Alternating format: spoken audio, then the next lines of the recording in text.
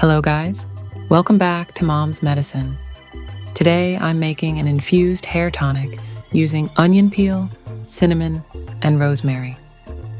Onion peels can improve blood circulation to the scalp and roots, reduce hair pigmentation, antifungal activity, anti-hair fall property, hair growth activity, and treat alopecia. Cinnamon is rich in antioxidants like polyphenols, which neutralize free radicals that cause oxidative stress. Cinnamon may contribute to stronger, healthier strands over time.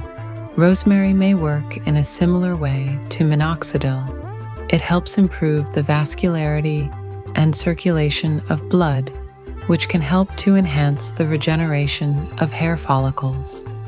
You can use this tonic daily for the best results, and you should not rinse after using it.